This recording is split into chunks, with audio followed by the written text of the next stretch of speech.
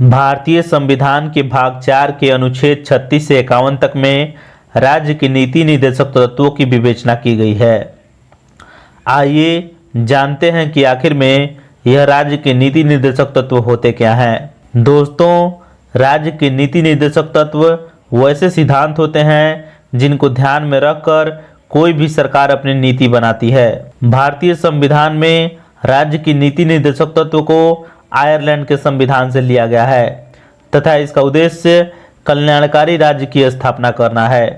आइए अब राज्य के नीति निर्देशक तत्व से जुड़े प्रत्येक अनुच्छेद को देख लेते हैं। पहला अनुच्छेद है अनुच्छेद 36, जिसमें राज्य की परिभाषा दी गई है। दोस्तों, यहाँ पर आप एक बात ध्यान रखना कि मैं जब भी राज्य शब्द का उपयोग करूं तब आप इसे सरकार समझना। आइए अब अगले अनुच्छेद को देख लेते हैं। अगला अनुच्छेद है अनुच्छेद 37। दोस्तों, अनुच्छेद 37 में कहा गया है कि राज्य का नीति निर्देशक तत्व न्यायालय द्वारा प्रवर्तनीय नहीं है, यानी यदि राज्य इसे लागू नहीं करता है तो उस स्थिति में आप न्यायालय में जाकर इसे लागू नहीं करवा सकते हैं। आइए अब अगले अनुच्छेद को देख लेते हैं। अगला अनुच्छेद है अनुच्छेद 38। दोस्तों, अनुच्छेद 38 में कहा गया है कि राज्य लोक कल्याण की सुरक्षा व लोक कल्याण की वृद्धि के लिए सामाजिक व्यवस्था का निर्माण करेगा। आइए अब अगले अनुच्छेद को देख लेते हैं। अगला अनुच्छेद है अनुच्छेद 39। दोस्तों, अनुच्छेद 39 में कहा गया है कि राज्य अपनी नीति का संचालन इस प्रकार करेगा कि पॉइंट नंबर ए, सभी पुरुष एवं स्त्रियों को जीविका के लिए पर्याप्त साधन प्राप्त करने का अधिकार हो। पॉइंट नंबर बी, सामूहिक हितों का ध्यान में रखते हुए भौतिक संसाधनों का वितरण हो। पॉइंट नंबर सी, धन एवं उत्पादन साधनों का संकेंद्रण न हो। पॉइंट नंबर डी, पुरुषों एवं स्त्रियों को समान कार्य के समान वेतन मिले। पॉइंट नंबर ई, पुरुषों तथा स्त्रियों के स्वास्थ्य का दुरुपयोग न हो और न ही उनका आर्थिक शोषण हो। आइए अब अगले अनुच्छेद को देख लेते हैं। अगला अनुच्छेद है अनुच्छेद 39 क।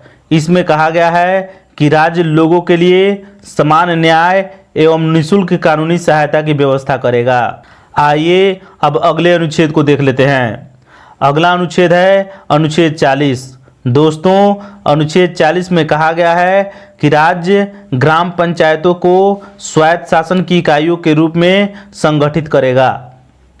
आइए अब अगले अनुच्छेद को देख लेते हैं। अगला अनुच्छेद है अनुच्छेद 41।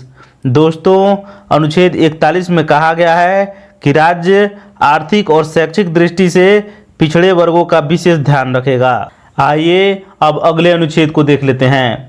अगला अनुच्छेद है अनुच्छेद 42। दोस्तों, अनुच्छेद 42 में कहा गया है कि राज्य कार्य की न्यायोचित दशाएं बनाएगा तथा महिलाओं को निःशुल्क प्रसूति सहायता उपलब्ध कराएगा।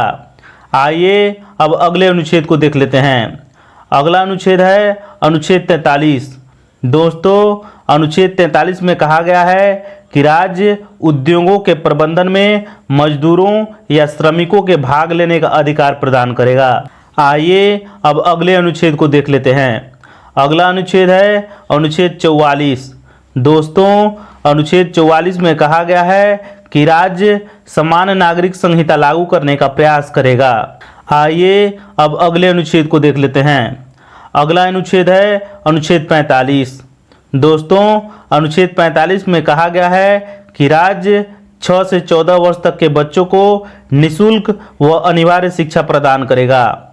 यह 86वां संविधान संशोधन अधिनियम 2002 द्वारा तय हुआ। आइए अब अगले अनुच्छेद को देख लेते हैं। अगला अनुच्छेद है अनुच्छेद 46।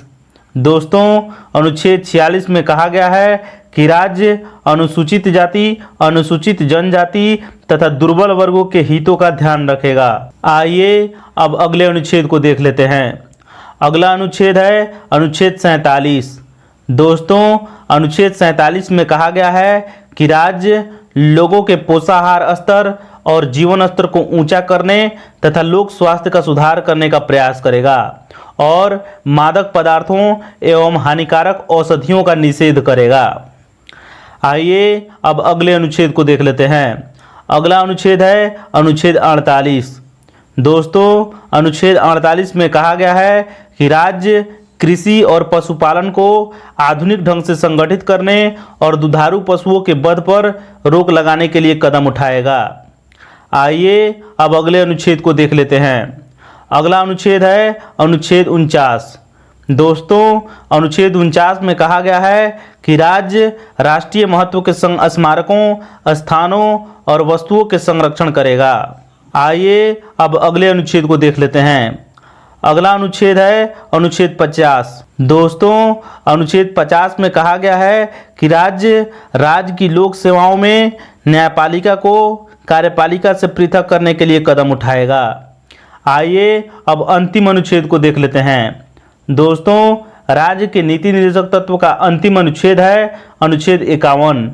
अनुच्छेद 51 में भारत के विदेश नीति का वर्णन है, जो शांति, पूर्ण सह-अस्तित्व तथा अंतर्राष्ट्रीय पंच निर्णयों पर आधारित है। दोस्तों, तो इस तरीके से हमारा राज्य के नीति निर्देशक तत्व का वीडियो समाप्त होता है। वीडियो अच्छा लगा हो तो लाइक कीजिए, अपने दोस्तों में शेयर कीजिए। फिर मिलेंगे नेक्स्ट वीडियो में। नमस्कार, धन्यवाद।